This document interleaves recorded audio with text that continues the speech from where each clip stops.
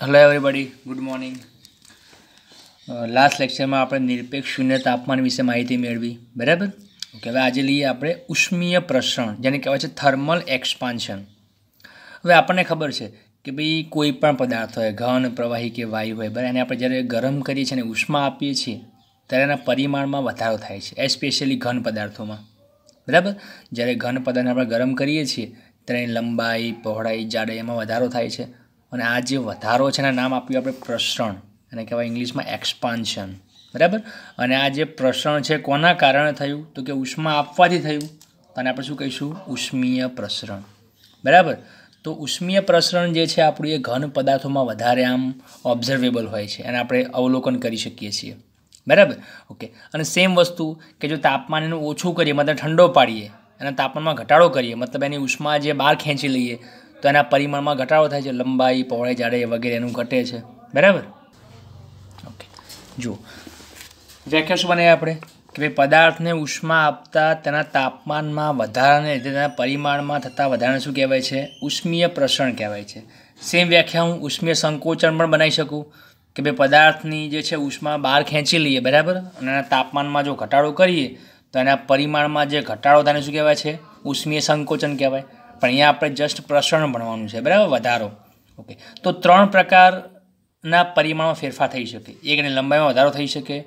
બીજું, લંબાઈને પહોળાઈ જો બદલાય તો શું બની જાય? ક્ષેત્રફળ બની જાય, તેમાં વધારો થઈ શકે. અને ત્રીજું, 3 પરિમાણ બદલાય, લંબાઈ, પહોળાઈ અને જાડાઈ, તો કદમાં વધારો થઈ શકે.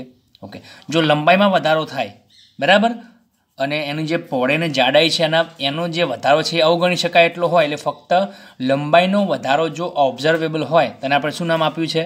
રેખીય પ્રસરણ કહેવાય છે. નામ પ્રમાણે છે ભાઈ, લિનિયર એક્સપાન્શન, એટલે કે એક જ લાઇનમાં વધારો થાય છે લંબાઈમાં, બરાબર.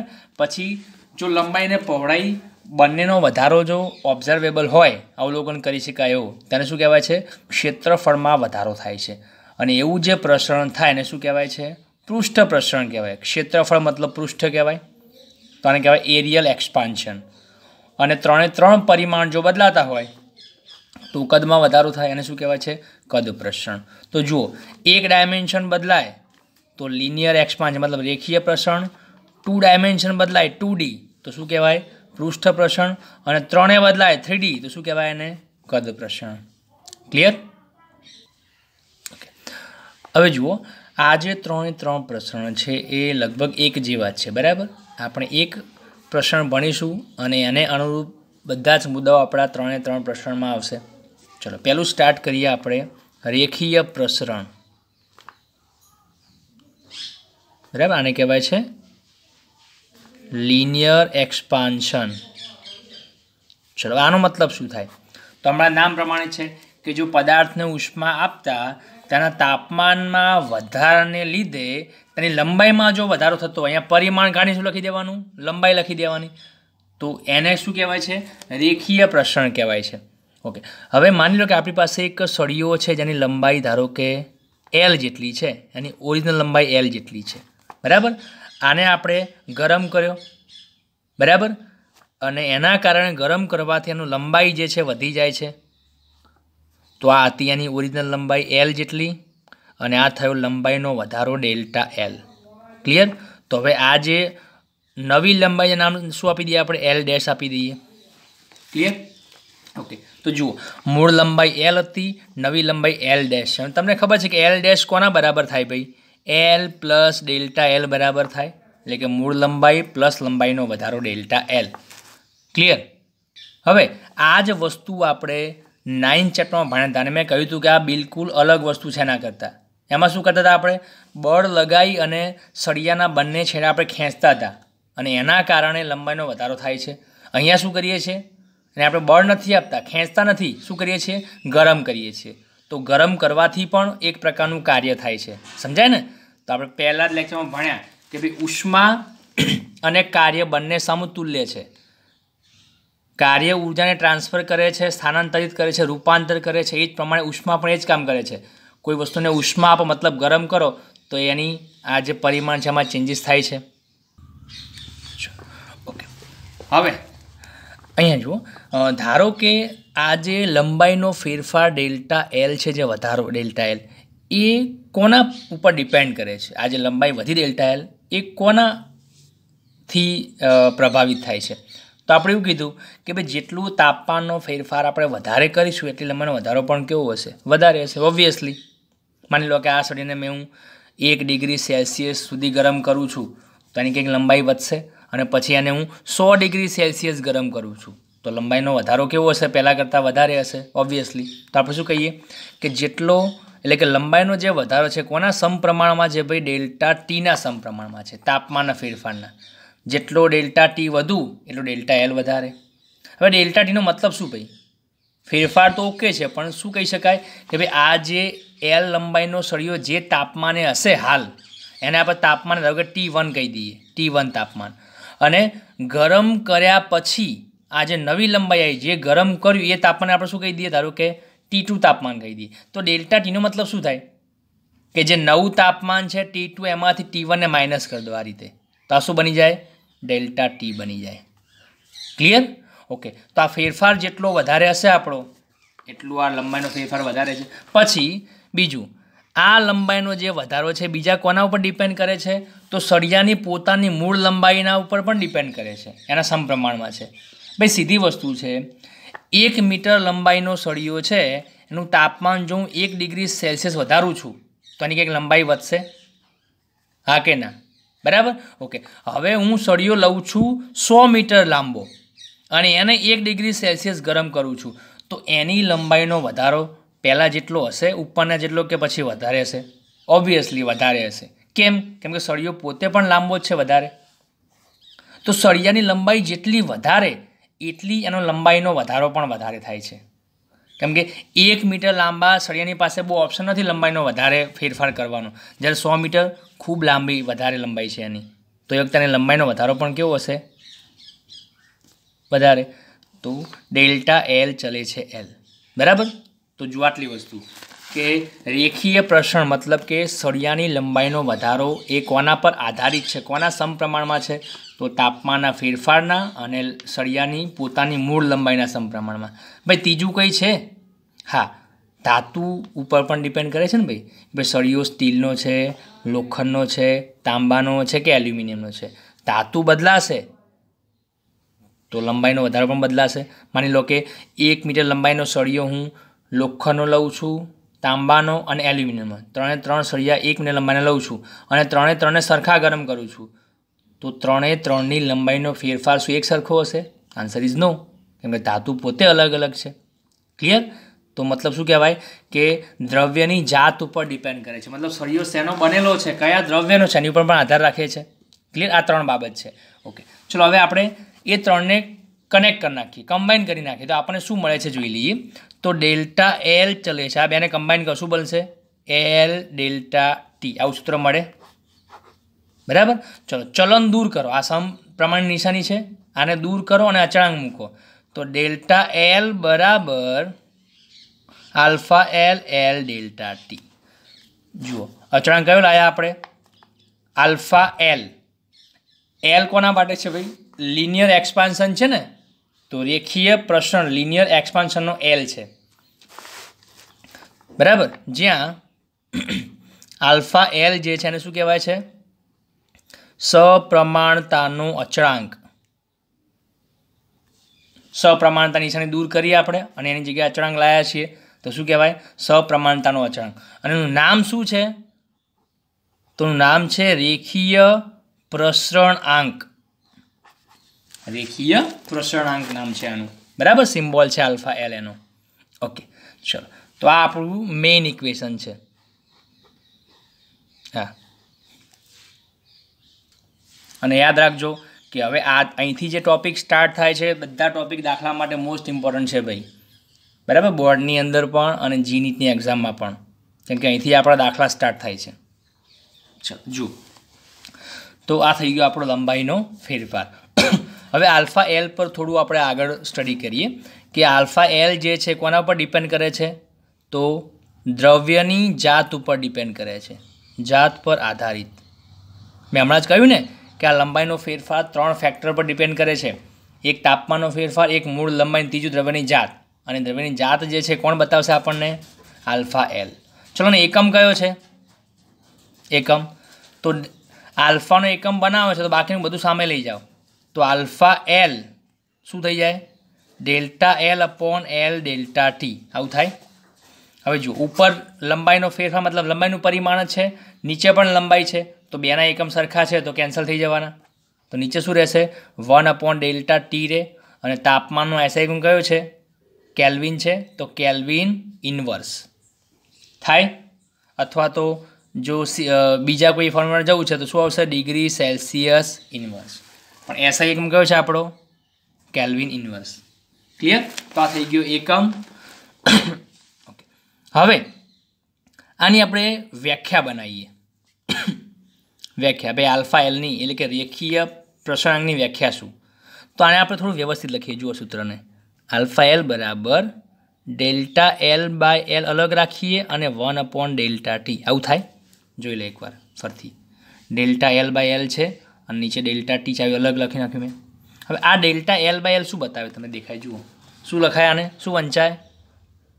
લંબાઈનો આંશિક ફેરફાર વંચાય. આગળ આપણે જોયું હતું બરાબર, ચેપ્ટર 9ની અંદર પ્રતાન વિકૃતિ જોઈ હતી ને, એમાં હતું delta L by L. Okay, તો આની વ્યાખ્યા આપણે એ બનાવી. જુઓ 1 અપોન ડેલ્ટા ટી છે તો આપણે શું લઈ લઈએ કે ભાઈ એકમ તાપમાનના વધારા દીઠ. સમજો ડેલ્ટા ટી તાપમાનના ફેરફારને હું લઈ લઉં 1 કેલ્વિન અથવા તો 1 ડિગ્રી સેલ્સિયસ, કોઈ પણ એકમમાં માની લો. બરાબર, શું લખ્યું મેં? ડેલ્ટા ટી લીધો 1 કેલ્વિન અથવા 1 ડિગ્રી સેલ્સિયસ. આને શું કહેવાય? એકમ તાપમાનનો વધારો કહેવાય. તો એકમ તાપમાનના વધારા દીઠ સળિયાની લંબાઈમાં થતા આંશિક ફેરફારને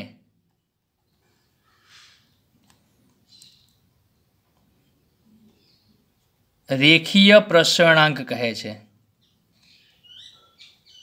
જો વ્યાખ્યા આના ઉપરથી બનાવવાની છે. ડેલ્ટા ટીને 1 લઈ લો તો શું બનશે? એકમ તાપમાનના વધારા દીઠ સળિયાની લંબાઈમાં થતા આંશિક ફેરફારને શું કહેવાય? રેખીય પ્રસરણાંક. ક્લિયર? ઓકે, તો આ થઈ ગયું આપણું ફેરફારનું ઇક્વેશન. સપ્રમાણતાનો અચળાંક કોને કહેવાય, કોના પર ડિપેન્ડ કરે, એનો એકમ શું છે. ચલો આનું પારિમાણિક સૂત્ર શું બને? તો એકમ કેલ્વિન ઇન્વર્સ છે. હવે તાપમાન આપણો મૂળભૂત ભૌતિક રાશિ છે, યાદ રાખો. તો તાપમાન માટે આપણે અલગથી એકમ બનાવ્યો છે કે સિમ્બોલ. તો શું બનશે? M0 L0 T0 K-1 બનશે. કેલ્વિનનો કે લખીએ છીએ આપણે. ભૂલથી તાપમાનનો ટી ના વંચાઈ જાય, આ ટાઈમનો ટી છે. બરાબર, કેલ્વિન તાપમાન માટે અલગ રાખીએ છીએ આપણે. હવે આપણને લાગશે કે ચલો બોર્ડ લગાવીએ છીએ તો લંબાઈનો વધારો થાય છે, એ આપણને દેખાય છે કે ભાઈ આપણે ફોર્સ લગાવ્યો બંને છેડે તો લંબાઈ વધી ગઈ. પણ તાપમાન આપવાથી લંબાઈનો વધારો કેમનો થાય છે? તો એના માટે આપણે એના આણ્વિક સ્તરે જવું પડે કે ભાઈ કોઈ પણ સળિયા જે છે ઘન પદાર્થ, એમાં જે અણુઓ ગોઠવાયેલા છે, મેં તમને આગળ સમજાવ્યું હતું કે ભાઈ ચોક્કસ અંતરથી જોડાયેલા હોય છે, જેને શું કહેવાય છે? આંતર આણ્વીય અંતર કહેવાય છે. બરાબર, તો એ હોય તમે બતાવી પણ દઉં. જો આપણે લાસ્ટ ચેપ્ટરમાં આપણે જોયું હતું, હા અહીંયા જુઓ, ચેક કરો. આંતર અણુ અંતર, દરેક અણુઓ છે ઘન પદાર્થમાં એક ચોક્કસ જગ્યા પર ગોઠવાયેલા હોય છે અને પોતે જગ્યા પર સ્થિર નથી હોતા, પણ એની મધ્યમાં સ્થાનની આસપાસ દોલનો કરતા હોય છે. બરાબર, ઓકે. હવે જો હું આપણે બહારથી આ પદાર્થને ગરમ કરું અને ઉર્જા આપી દઉં, લોખંડનો ટુકડો માની લો, એને આપણે ગરમ કરી નાખે તો શું થાય? એ જે ઉષ્મા ઉર્જા છે કોને મળવાની? અણુઓને મળવાની. હવે સીધી વસ્તુ છે ભાઈ, જો અણુઓને ઉષ્મા ઉર્જા મળે ને તો એ ઉષ્મા ઉર્જાનો શું કરે? એક ગતિ ઉર્જા તરીકે ઉપયોગ કરે. એટલે કે આપણે જે ઉષ્મા ઉર્જા આપીએ છીએ કણને કઈ સ્વરૂપમાં મળવાની છે? ગતિ ઉર્જાના સ્વરૂપમાં.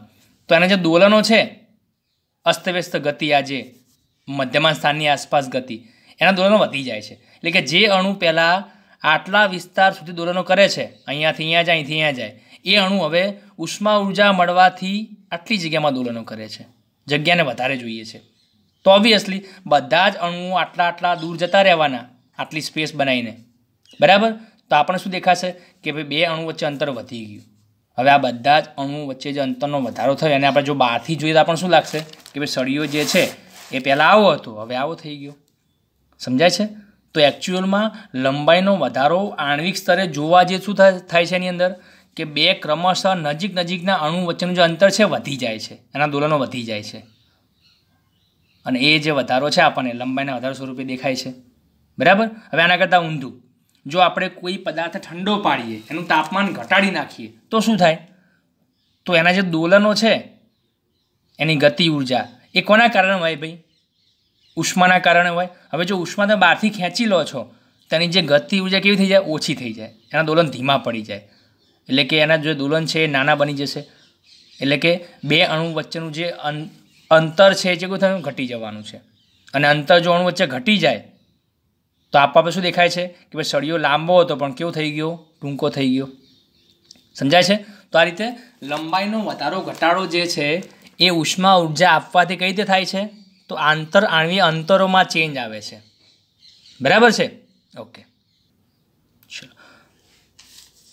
હવે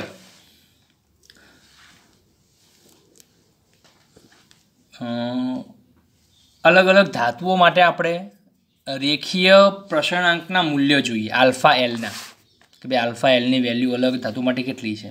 શું મતલબ આનો? આલ્ફા એલની વેલ્યુનો મતલબ શું કહેવાય? કે ભાઈ જે પણ ધાતુ છે, એલ્યુમિનિયમ છે, લોખંડ છે, સ્ટીલ છે, તાંબુ છે, બરાબર, એ દરેક સળિયાને આપણે એક સરખી લંબાઈ લઈ લઈએ, 1 મીટર, બરાબર. અને તાપમાનનો જે વધારો છે એ 1 ડિગ્રી સેલ્સિયસ કાં તો 1 કેલ્વિન કરી નાખીએ. બરાબર. સમજો, જો અહીંયા પણ સમજાવી દઉં. શું કર્યું? ડેલ્ટા ટીને શું લઈ લઈએ આપણે? 1 કેલ્વિન. તાપમાનનો ફેરફાર 1 કેલ્વિન લઈ લઈએ. પછી લંબાઈ જે છે એને પણ શું લઈ લઈએ આપણે? 1 મીટર. તો એ વખતે શું વધ્યું ભાઈ? ડેલ્ટા એલ કોના બરાબર થયો? આલ્ફા એલ બરાબર થાય. જો આ એલ અને ડેલ્ટા ટી 1 થઈ ગયા. ઓકે, તો અહીંયાથી બીજી પણ વ્યાખ્યા બનાવી શકીએ ભાઈ આપણે રેખીય પ્રસરણાંકની. કેવી? કે ભાઈ એકમ લંબાઈ અને એકમ તાપમાનના વધારા દીઠ સળિયાની લંબાઈમાં થતો જે વધારો છે પોતે શું કહેવાય ભાઈ? રેખીય પ્રસરણાંક કહેવાય. સમજો, આ બીજી વ્યાખ્યા છે આપણી. અહીંયા આપણે જે વ્યાખ્યા બનાવી કોના સ્વરૂપમાં બનાવી? લંબાઈના આંશિક ફેરફારના. પણ જો આનાથી ઇઝી વ્યાખ્યા બનાવી છે સમજવા માટે, જે સામાન્ય વ્યક્તિને પણ સમજાઈ શકે એવી વ્યાખ્યા, તો કેવી બને? તો એલ મૂળ લંબાઈ જે છે સળિયાની એ હું 1 મીટર લઈ લઉં, અને એનો જે તાપમાનનો જે વધારો કર્યો, ગરમ કરી, એને શું લઈ લઉં? 1 કેલ્વિન કાં તો 1 ડિગ્રી સેલ્સિયસ લઈ લઉં. એ વખતે લંબાઈ કંઈક વધશે, અને એ જ લંબાઈનો જે વધારો છે ડેલ્ટા એલ એ કોના બરાબર થવાનો ભાઈ? રેખીય પ્રસરણાંક બરાબર થવાનો. બરાબર.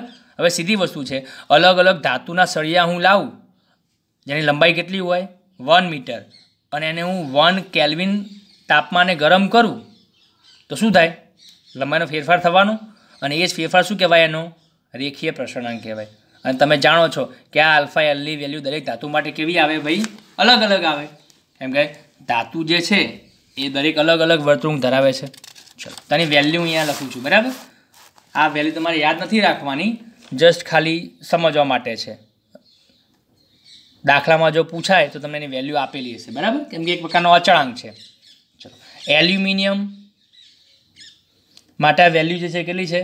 તો કે 2.5 × 10⁻⁵ એકમ કયો છે આલ્ફા એલનો? કેલ્વિન ઇન્વર્સ છે. બરાબર. પછી બ્રાસ અથવા તો પિત્તળ, બ્રાસની વેલ્યુ છે 1.8 × 10⁻⁵ કેલ્વિન ઇન્વર્સ. પછી લોખંડ લઈએ તો લોખંડ માટે વેલ્યુ છે 1.2 × 10⁻⁵ કેલ્વિન ઇન્વર્સ. પછી તાંબુ લઈએ 1.7 × 10⁻⁵ કેલ્વિન ઇન્વર્સ. પછી ચાંદી લઈએ 1.9 × 10⁻⁵ કેલ્વિન ઇન્વર્સ. પછી સોનું 1.4 10⁻⁵. પછી કાચ લઈએ. હવે કાચના અલગ અલગ પ્રકાર આવે છે. બરાબર. આમાં આપણે આ કાચની વાત કરીએ, પાયરેક્સ કાચ લઈએ તો પાયરેક્સ કાચની વેલ્યુ છે 0.32 × 10⁻⁵. અને સીસુ એની છે 0.29 ગુણ્યા 10⁻5. હવે આ જે વેલ્યુ છે ને ભાઈ, એના ઉપરથી તમને ખબર પડશે કે દરેક ધાતુનો શું યુઝ છે. ક્યાંક આપણને એવી જરૂરિયાત પડે છે કે ભાઈ ગરમ કરો તો લંબાઈ ઝડપી વધી જાય, એવું આપણા માટે કામ છે ધાતુનું. અને ક્યાંક એવી ધાતુ આપણને જોઈએ છે, એનું કામ છે કે ભાઈ ગમે એટલી ગરમ કરો પણ લંબાઈનો વધારો ના થવો જોઈએ, એ પ્રસરવી ના જોઈએ. તો જેવું એપ્લિકેશન છે, જેવું યુઝ છે, એ પ્રમાણે ધાતુ સિલેક્ટ કરીએ છીએ. બરાબર? ઓકે. હવે તમે ચેક કરો કે કાચ, હવે આ ક્રમમાં તમે દેખાય છે દરેકની ઘાત તો કેટલી છે? -5 ઘાત જ છે. તો હવે આગળની વેલ્યુ જે હશે એની નાની, એનો આલ્ફા એલ કેવો હશે? નાનો હશે. મતલબ શું કહેવાય કે ભાઈ એનું પ્રસરણ ઓછું થાય છે. અને જેની આ વેલ્યુ વધારે આગળની, એનું આલ્ફા એલ કેવો છે? વધારે છે, તો એનું પ્રસરણ વધારે થાય છે. તો આપણે હાલ સૌથી વધુ કોણ પ્રસરણ પામે છે? તો કે એલ્યુમિનિયમ. જુઓ, ચેક કરો એલ્યુમિનિયમ. આનો મતલબ શું કે આ જે ધાતુઓ છે ને ભાઈ, એની આપણે એના જે તાર છે, સળિયા છે, આપણે કેટલા લીધેલા છે? 1 મીટર લંબાઈના. અને દરેકને આપણે કેટલા ગરમ કર્યા છે ભાઈ? 1 કેલ્વિનનો તાપમાનનો ફેરફાર એને આપ્યો છે આપણે. અને એ વખતે આ વધારો આપણે માપેલો છે. બરાબર? ઓકે. તો એલ્યુમિનિયમ સૌથી ઝડપી પ્રસરણ પામે છે. એટલા માટે આપણે જે ફ્યુઝના તાર જે આવે છે, બરાબર, એમાં એલ્યુમિનિયમ પણ રાખી શકીએ છીએ. પછી તાંબુ ચેક કરો, જુઓ 1.7 છે, તો આ પણ સારું છે. ઓકે. હવે બીજી વસ્તુ, કાચની વાત કરો. કાચની વેલ્યુ કેટલી છે? 0.32 ગુણ્યા 10⁻5 છે. ઓછું કહેવાય ને પ્રસરણ. તો એટલા માટે આપણે જે ચા કાં તો ગરમ વસ્તુ ભરવાની જે છે એના વાસણ આપણે કાચના રાખીએ છીએ. કાચના ગ્લાસ, કાચના કપ. કેમ? તો કે એ કાચમાં તમે ગરમ વસ્તુ ભરો તેનું પ્રસરણ જલ્દી થતું નથી. થર્મોસમાં તમે જોયું હશે, અંદર કાચનું લેયર આવે છે અને એમાં આપણે ગરમ વસ્તુ ભરીએ છીએ, તો એ ગરમને ગરમ રહે છે. બરાબર? તો સીધી વસ્તુ છે કે ભાઈ કાચને જો ગરમ વસ્તુના કોન્ટેક્ટમાં રાખો અને જો કાચ એકદમ પીગળી જાય, પ્રસરણ પામી જાય, તો એ આપણા માટે કંઈ કામનું નથી. બરાબર છે? તો આનો યુઝ છે. પછી સીસું જુઓ, કાચ કરતાં પણ ઓછું પ્રસરણ પામે છે.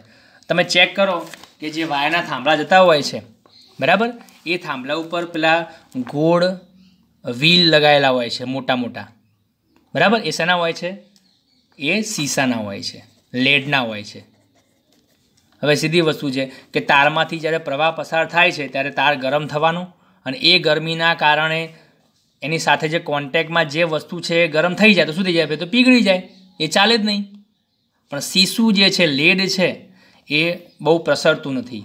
એટલા માટે વીજળીના થાંભલા ઉપર આપણા લેડના જે છે બ્લોક લગાવીએ છીએ. બરાબર? કનેક્શન માટે, એના માટે.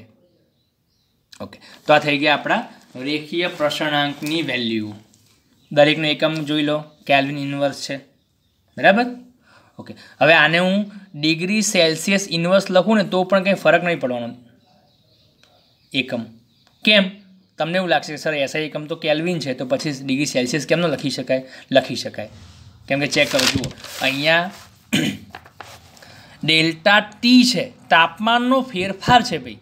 અને મેં કહ્યું હતું કે ભાઈ 1 ડિગ્રી સેલ્સિયસ તાપમાનનો ફેરફાર જે છે કોના બરાબર થવાનો ભાઈ? 1 કેલ્વિન બરાબર થવાનો. જુઓ, એકલો તાપમાન નથી, આ શું છે? તાપમાનનો ફેરફાર 1 કેલ્વિન છે. તો હું આને 1 કેલ્વિન લઈ લઉં કે 1 ડિગ્રી સેલ્સિયસ, કોઈ ફરક નહીં પડે. તો ઓબ્વિયસલી આ જે પાછળ એકમ છે ને એને ડિગ્રી સેલ્સિયસ પણ લઈ શકાય. સમજાય છે?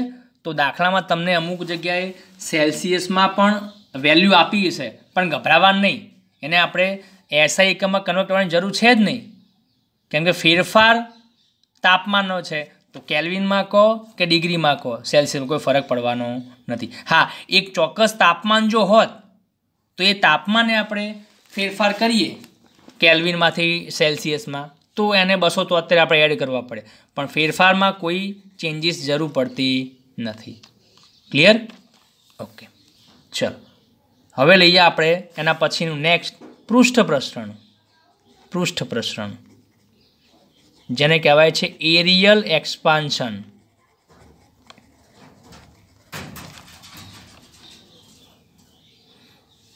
ચલો, આને આપણે નેક્સ્ટ લેક્ચરમાં જોઈશું. બરાબર? વિડીયો થોડો લેન્ધી થઈ જશે. Thank you.